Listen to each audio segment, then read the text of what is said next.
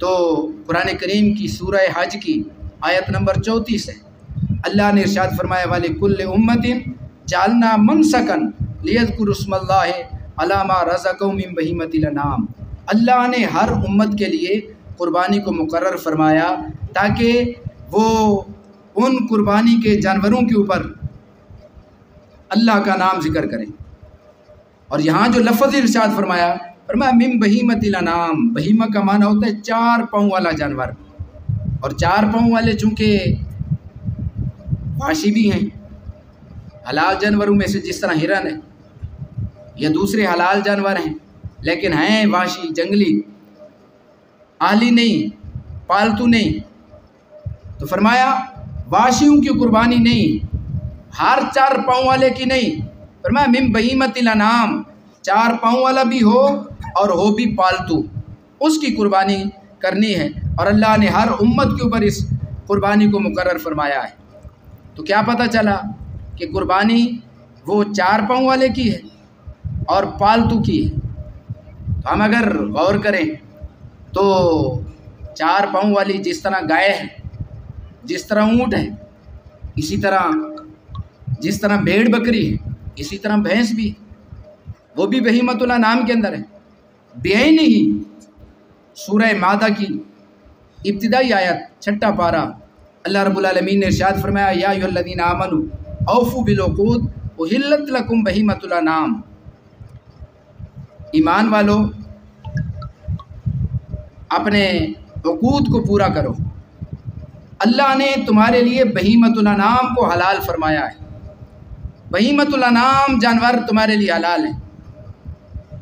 یہاں بھی بہیمۃ الانعام کا لفظ استعمال فرمایا، اور قربانی کا جہاں ذکر فرمایا وہاں بھی بہیمۃ الانعام کا ذکر فرمایا۔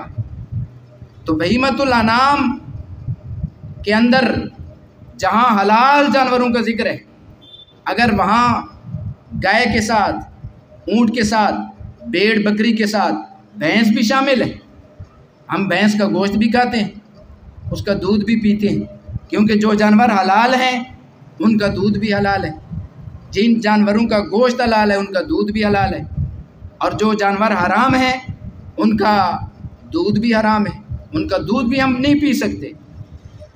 ادھر حلال جانوروں کا ذکر فرمایا بہیمۃ الانعام کے اندر، تو ہم گائے کو بھی حلال سمجھتے ہیں، اونٹ کو بھی حلال سمجھتے ہیں، بھیڑ بکری کو بھی حلال سمجھتے ہیں، تو یہاں بھینس کو بھی ہم حلال سمجھتے ہیں۔ تو جب بھینس کا گوشت کھانا بھی حلال ہے، بھینس کا دودھ پینا بھی حلال ہے، تو وہاں والے کل امتٍ جعلنا منسکا لیذکروا اسم اللہ علی ما رزقہم من بہیمۃ الانعام، سورہ حج کی آیت کے اندر بھی بہیمۃ الانعام کے اندر بھینس شامل ہے۔ یہ قرآن کریم سے ثابت ہے۔ دوسرا حدیث مبارک ہے، حضرت علی المرتضیٰ شیر خدا رضی اللہ تعالیٰ عنہ سے روایت ہے، اور مسند الفردوس کی حدیث ہے۔ حضرت علی المرتضیٰ شیر خدا رضی اللہ تعالیٰ عنہ آپ فرماتے ہیں الجاموس تجزی من 7، فرمایا بھینس 7 بندوں کی طرف سے جائز ہے، 7 بندے بھینس کی قربانی کر سکتے ہیں۔ کتاب الوضیہ ہے، جلد نمبر 2 صفحہ نمبر 124 ہے۔ حضرت علی المرتضیٰ شیر خدا رضی اللہ تعالیٰ عنہ کا فرمان ہے کہ جس طرح گائے 7 بندوں کی طرف سے قربانی ہو سکتی ہے، اسی طرح بھینس بھی 7 بندوں کی طرف سے قربانی کی جا سکتی ہے۔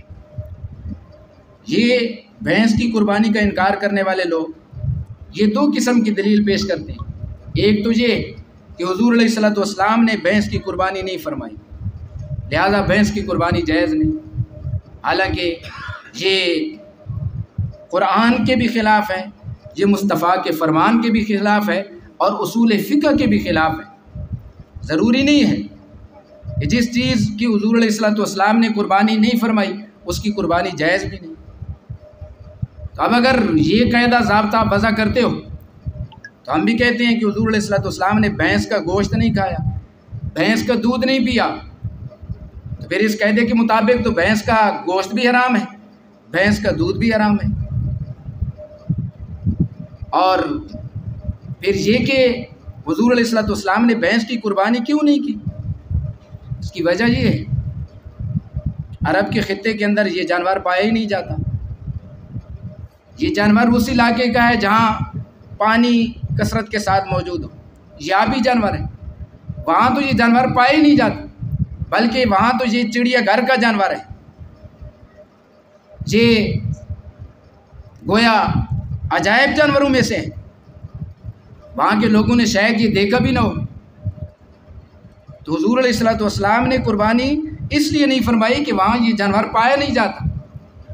اور اگر پھر آپ غور فرمائیں تو جانوروں کی بہت ساری اقسام ہیں، بھیڑ بکریوں کی بہت ساری اقسام ہیں.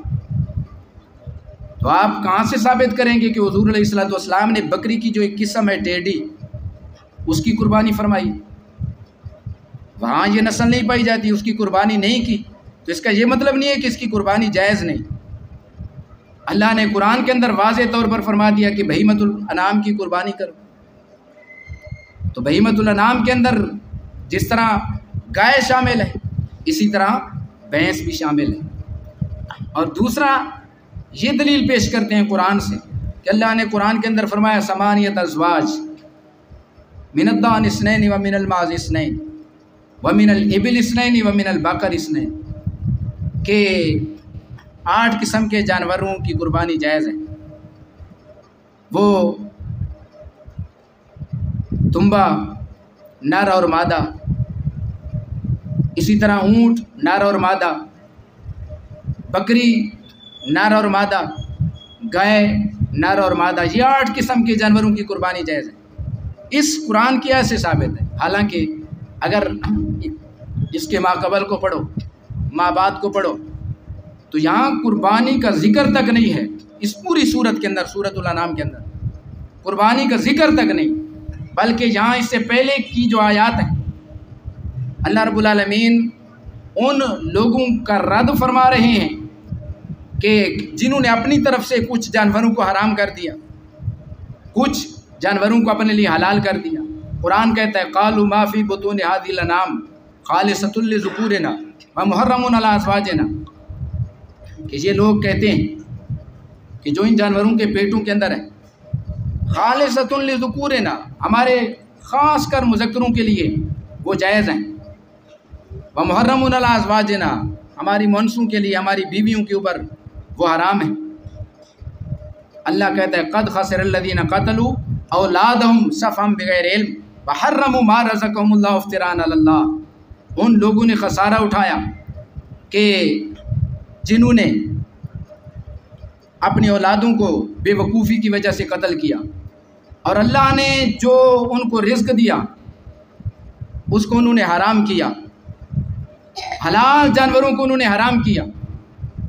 اللہ نے پھر اس کا تذکرہ فرمایا کہ یہ 8 جانور تمہارے لیے حلال ہیں، اللہ نے ان کو حلال کیا ہے، تم ان کو حرام کرتے ہو. تو یہ 8 جانور تمہارے لیے حلال ہیں. یہاں تو قربانی کا ذکر ہی نہیں ہے، قربانی کا تذکرہ ہی نہیں. تو یہاں سے تم کیسے ثابت کرو گے کہ بھینس کی قربانی جائز نہیں؟ یہاں تو اللہ رب العالمین حلال جانوروں کا ذکر فرما رہے ہیں، اس لیے فرمایا ثمانیۃ ازواج من الضأن اثنین ومن المعز اثنین قل آذکرین حرم ام الانثیین. کیا تم کیا کہتے ہو کہ اللہ نے دونوں مذکروں کو یا دونوں مؤنثوں کو تمہارے اوپر حرام کیا، تمہاری عورتوں کے اوپر حرام کیا؟ ام مشتملت علی ارحام الانثیین، یا مذکر مؤنث دونوں کو حرام کیا؟ تو اللہ رب العالمین واضح طور پر یہاں ارشاد فرما رہا ہے کہ یہ چیزیں تمہارے لیے حرام نہیں، اللہ نے ان کو حلال کیا ہے. تم اللہ کی حرام کردہ چیزوں کو اللہ کی حلال کردہ چیزوں کو حرام نہ کرو. تو یہاں قربانی کا ذکر ہی نہیں. اور دوسری بات یہ ہے کہ آپ لغت کی معتبر کتابیں اٹھائیں، لسان العرب اٹھائیں، القاموس اٹھائیں، باقی لغت کی اتھینٹک اور معتبر جو کتابیں ہیں ان کے اندر واضح طور پر اہل لغت کے امام وہ فرماتے ہیں کہ الجاموس من نوع البقر، فرمایا بھینس یہ گائے کی ایک قسم ہے. تو جب اس آیت کے اندر بکر کا ذکر موجود ہے تو بھینس بھی اس کی ایک قسم ہے، ضمناً اس کا ذکر بھی موجود ہے. تو گائے کی تمہارے قول کے مطابق قربانی جائز ہے تو بھینس اس کی قسم ہے تو بھینس کی بھی قربانی جائز ہے۔ جس طرح بکری کی مختلف قسمیں ہیں تو بکری کی قربانی کا ذکر حدیث کے اندر آ گیا، قرآن کے اندر آ گیا، تو جو بکری کی نسل ہے ہر نسل کی ہر نوع کی قربانی جائز ہے۔ تو اسی طرح جو گائے کی قسم ہے ہر قسم کی قربانی جائز ہے تو بھینس کی قربانی بھی جائز ہے۔ مشہور تابعی مفسر حضرت لیث بن ابو سلیم تفسیر در منصور جلد نمبر 3 صفحہ نمبر 371 کے اندر موجود ہے، الجاموس والبختی من الازواج الثمانیہ، یہ مشہور تابعی مفسر حضرت لیث بن ابو سلیم وہ فرماتے ہیں کہ جہاں 8 جانوروں کا ذکر ہے، ان 8 جانوروں کے اندر بختی اونٹ بھی شامل ہے اور بھینس بھی شامل ہے۔ یہ تابعی اور مفسر قرآن ہے۔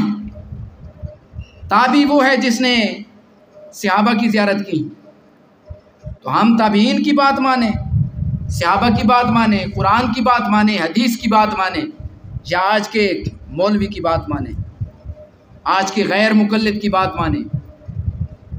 دوسرا، حضرت جابر رضی اللہ تعالیٰ عنہ سے روایت ہے کہ نبی پاک صلی اللہ علیہ وآلہ وسلم نے فرمایا البقرۃ عن سبع والجزور عن سبع، کہ گائے بھی 7 بندوں کی طرف سے جائز ہے، اونٹ بھی 7 بندوں کی طرف سے جائز ہے۔ اب لغت کی کتاب لسان العرب اس کی جلد نمبر 6 صفحہ نمبر 51 فرماتے ہیں البقر جنس والجاموس من البقر، فرمایا کہ بکر ایک جنس ہے اور بھینس بکر کی یعنی گائے کی ایک قسم ہے۔ اسی طرح مصنف ابن ابی شیبہ حضرت حسن بصری رضی اللہ تعالیٰ عنہ سے روایت کرتے ہیں، فرماتے ہیں کہ آپ فرماتے تھے الجوامیس بمنزلۃ البقر، کہ بھینس یہ گائے کی منزل کے اندر ہے۔ جس طرح گائے کی قربانی جائز ہے اسی طرح بھینس کی قربانی بھی جائز ہے۔ وقت کے بہت بڑے امام اور فقہ کے چوتھے امام امام احمد بن حنبل رضی اللہ تعالیٰ عنہ، آپ سے سوال کیا گیا کہ کیا بھینس کی قربانی جائز ہے؟ تو امام احمد بن حنبل فرماتے لا عارف خلاف ھذا، فرمایا کہ میں نے آج تک کسی صحابی کے بارے کسی تابعی کے بارے یہ نہیں سنا کہ انہوں نے بھینس کی قربانی کو ناجائز کہا ہو۔ صحابہ کے زمانے کے اندر بھی بھینس کی قربانی جائز، تابعین کے زمانے کے اندر بھی بھینس کی قربانی جائز، اور تبع تابعین کے زمانے کے اندر بھی بھینس کی قربانی جائز، ائمہ مجتہدین کے نزدیک بھی بھینس کی قربانی جائز۔ آپ بزرگ حضرات تشریف فرماؤ 10-12 سال پہلے، 15-20 سال 25 سال پہلے آپ نے کبھی نہیں سنا ہوگا کہ کسی نے کہا ہو کہ بھینس کی قربانی جائز نہیں۔ یہی چند سال ہوئے لوگوں نے شور مچا رکھا ہے کہ بھینس کی قربانی جائز نہیں۔ دلیل کیا ہے کہ حضور علیہ الصلوۃ والسلام نے بھینس کی قربانی نہیں کی۔ حالانکہ ہر چیز کے اندر اصل یہ ہے کہ ہر چیز مباح ہے، ہر چیز جائز ہے، جب تک قرآن و سنت سے اس کے حرام ہونے پر کوئی دلیل نہیں آ جاتی وہ حلال بھی ہے، اس کی قربانی جائز بھی ہے۔ نعرہ تکبیر، نعرہ رسالت۔ بھائی امین اللہ خان بڑے بڑے سنگی آگے آ وجو، بڑے بڑے نکی پیچھے بیٹھ، سیاڑے سیاڑے بندے آگے آ وجو تاکہ کوئی اور گفتگو دے درمیان کوئی اٹھے بھی نہیں۔ صاحب آگے آگے تھی آپ، آگے تھی آگے آگے تھی۔ اسی طرح علامہ ابن المنذر نیشہ پوری سامنے تھی وہ فرماتے ہیں اجمع علی ان حکم الجوامی سے حکم البقرہ، کتاب الزکوٰۃ اور اپنی الاجماع کے اندر فرماتے ہیں کہ سارے صحابہ کا، تابعین کا، ائمہ مجتہدین کا اس بات کے اوپر اجماع ہے کہ بھینس کا وہی حکم ہے جو گائے کا حکم ہے، یعنی زکوٰۃ کے اندر بھی جو زکوٰۃ گائے کی ہے وہی زکوٰۃ بھینس کی ہے۔ تو گویا گائے اور بھینس دونوں ایک جنس ہیں، ان کی ایک جیسی زکوٰۃ ہے۔ تو جب ان کی ایک جیسی زکوٰۃ ہے، بھینس حلال بھی ہے پالتو بھی ہے، جس طرح گائے حلال بھی ہے پالتو بھی ہے، اس کی قربانی جائز ہے، تو بھینس کی قربانی بھی جائز ہے۔ اسی طرح فقہ شافعی کے بہت بڑے امام نووی، ان کی بہت بڑی کتاب ہے المجموع شرح مہذب، اس کے جلد نمبر 6 صفحہ نمبر 426 کتاب الزکوٰۃ کے اندر آپ فرماتے ہیں ان البقر جنس ونوع الجوامیس، فرمایا گائے ایک جنس ہے اور بھینس اس کی ایک نوع اور اس کی ایک قسم ہے۔ تو ان لغت کی معتبر کتابوں سے، حدیث سے، قرآن کی آیات بینات سے واضح ہوا کہ بھینس کی قربانی جائز ہے۔ اگر قربانی جائز نہیں تو بھینس کا گوشت کھانا بھی جائز نہیں، بھینس کا دودھ پینا بھی جائز نہیں، اور اگر بھینس کا گوشت کھانا بھی جائز ہے، بھینس کا دودھ پینا بھی جائز ہے، تو پھر بھینس کی قربانی بھی جائز ہے، کیونکہ قرآن کریم کے اندر مطلقاً فرمایا گیا کہ مَلِكُلِّ أُمَّةٍ جَعَلْنَا مَنْسَكًا لِيَذْكُرُوا اسْمَ اللَّهِ عَلَىٰ مَا رَزَقَهُم مِّن بَهِيمَةِ الْأَنْعَامِ، کہ بہیمۃ الانعام کی قربانی وہ کر سکتے ہو۔ بہیمۃ الانعام کی قربانی ہر امت کے اوپر مقرر کی گئی ہے۔ تو بہیمۃ الانعام کا معنی ہے 4 پاؤں والے جانور اور پالتو جانور۔ تو پالتو جانوروں کے اندر جس طرح اونٹ، گائے، بھیڑ، بکری شامل ہے، اسی طرح بھینس بھی شامل ہے۔ جانور کو ذبح کرتے وقت گردن کی توڑنے کے باقی ذبح کے جو ہے نا اہم مسائل، سب سے پہلے نمبر پر ذبح کرنے والا، اس کو چاہیے کہ وہ صحیح العقیدہ مسلمان ہو۔ کسی بد مذہب سے آپ قربانی کا جانور ذبح نہیں کرا سکتے، کسی بھی لحاظ سے اس کا عقیدہ خراب ہے۔ صحابہ کے بارے میں، ازواج مطہرات کے بارے میں، نفوس قدسیہ کے بارے میں، حضور علیہ الصلوۃ والسلام کی ذات اقدس کے بارے میں گستاخ ہے، بے ادب ہے، صحابہ کا گستاخ ہے، صحابہ